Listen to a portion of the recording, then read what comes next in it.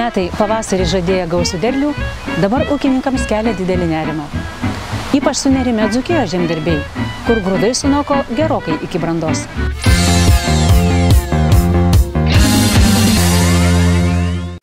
Jau važiuodami Alyčio Žilinsko ūkio link pastebėjome pakeliui visiškai nugeltusius javus. Tačiau tokia ankstyva branda Dzūkijos ūkininkų nedžiugina. Tikrai nedžiugina ūkininkų tokios naujienos, nes kviečiai sunoko nespėja išplaukėti visiškai nelaiku. Iš pirminės brandos pradėjo džiūti ir balt visur lengvesnės žemės dėl drėgmės trūkumo. Ir tikrai, kaip mokslininkai Lietuvoje prognozuoja derliaus rekordus, tai jų nebus. Bus tik tai dideli nuostoliai ūkininkam. Ir nes, kaip švedai sako, kad šaltas pavasaris pripildo ūkininko klėtį, bet šitas šaltas pavasaris buvo ir labai sausas. Pas mus palėjo tik per Jonines šiek tiek normaliau. Visą pavasarį nelijo ir dabar nelijo. Vakar iškrito lietaus pusė lašo. Maždaug. Ir jau aišku, tas lietus čia kaip mirštančiam žvakė, nieko jis nepadės šitiem mirštantiem kviečiam. Nebus vaiko svorio, nebus kokybės ir aišku. Perdirbėjai džiaugsis, muš kainą dėl to mum, o mes patirsim tik nuostolius. Dzūkiška žemė netiduoda tokio derliaus, kokio norėtųsi. Ir mes nepakonkuruosim nei su Šakiais, nei su Kėdainiais, nei su Pasvalio. Nuo 1996 metų Alytis kuria savo ūkį. Bendradarbiauja su konsultantais, nors, pasak agronomo Mindaugo Surdoko, bendravimo su šiuo ūkininku konsultavimu nepavadinsi. Klausantis Alyčio ir Mindaugo pokalbio, išties labiausiai tinka žodis kolegos.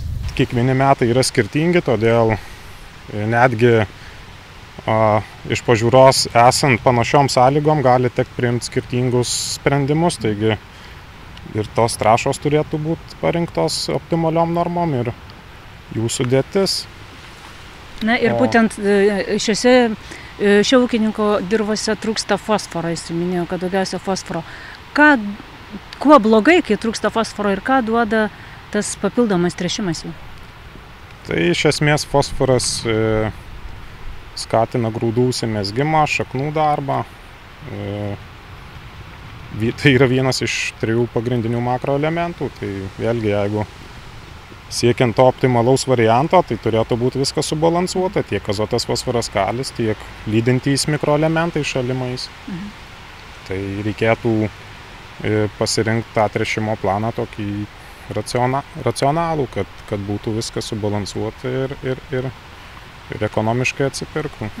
Tai kaip suprantu, tręšimo planą parenkate kartu?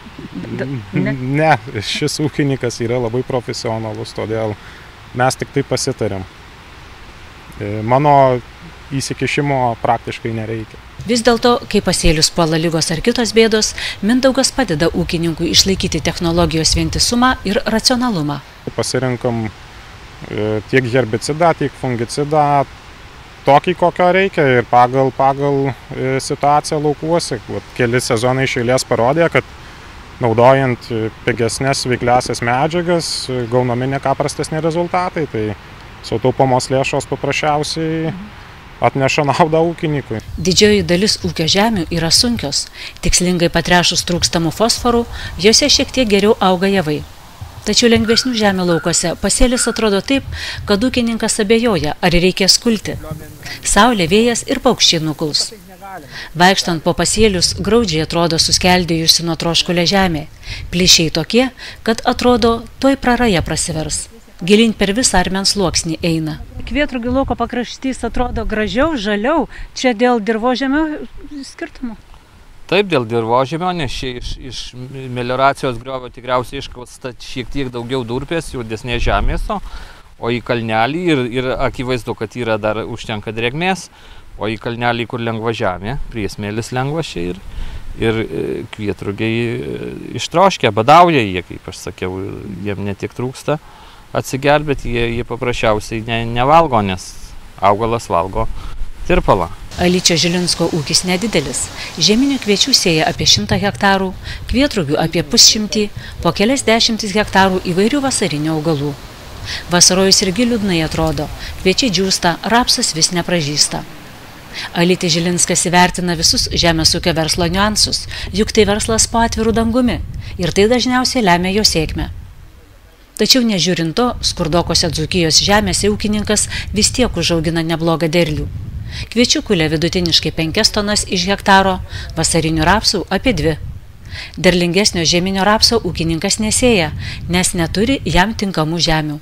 Vienur gruntinis vanduo per aukštai, kitur per sunki dirva. Maždaug 200 hektarų ūkių išgyventi tokių derlių pakanka Dzūkijoje? Pakanka, bet galus duriam sunkiai, turiu 2 samdomus darbuotojus, tai vos ne vos.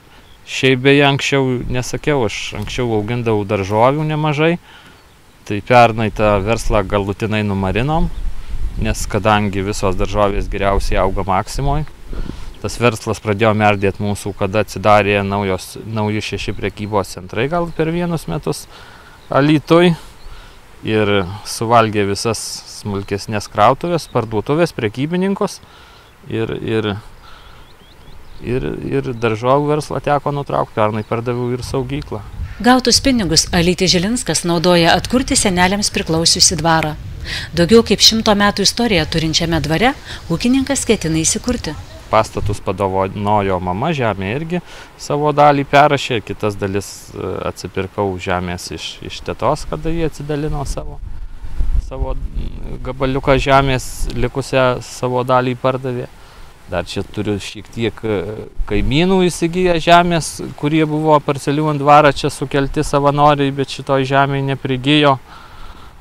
Tai planuoju čia praleisti senatvę ramybėj šitoj. Tai būsite dvarininkas? Ar jau esate, galima galbūt taip vadinti? Ne, mano dvarą 2003 metais išbraukė kultūros paveldo departamentas iš registro, bet dabar mums dėl to šiek tiek lengviau, nors stengiamės viską restauruoti kaip kapitalinę statybą, kuo mažiau, kad viskas išliktų autentiškiau, bet, kaip pasakyti, aš ne ponas, tik šiaip gražiai atrodau. Alytis Žilinskas ūkininkauti pradėjo metęs darbą pramonės įmonėje, todėl visko reikėjo mokytis. Aš atėjau iš miesto į kaimą, ūkininkau 96 metais palikęs darbą gamykloje, pramonės įmonėje. Yra toks posakis, jeigu žmogus nenori dirbti visą gyvenimą, tai reikia dirbti mėgstamą darbą. Šiaip labai malonu yra kažką auginti, malonu žmogui auginti medį, auginti vaikus, auginti gėlės, aišku, kaip pasakyti, gražiausios gėlės, ko gero, yra javai. Tai tas aplamai ūkininkavimas, ko gero, yra daugeliu Lietuvos žmonių kaip gyvenimo būdas. Ir jie nevargtų kaip kiti, su tom savo karvėm, jeigu jie nejaustų, nemylėtų tų gyvulių, nejaustų pasitenkinimo kažkokio iš savo darbo. Iškeitėt miestą į kaimą. Tas pasitenkinimas tuomet ir atėjo savo gyvenimu, darbo, užsiėmimais? Taip, aš, kaip pasakyti, pasijaučiau savo gyvenimo šeimininku. Nes priklausomybė šiuo atveju tik tai nuo gamtos, bet dirbi kiek nori, kiek pajėgi ir niekas neverčia tavęs. Jeigu šiandien skauda galva arba nugarą, tai tiesiog paguli, jeigu gali, jei darbai taip nespaudžia ir leidžia. Aišku, dabar šiek tiek pagulimo, per javapjūtę tai tikriausiai miegosim po kokias 4-6 valandas per parą. Paprastai dzūkai išvažiuoja pjauti javų per Onines, tačiau matydamas pasėlių būklę, Alytis Žilinskas mano, kad šiemet gali tekti ir anksčiau pradėti javapjūtę.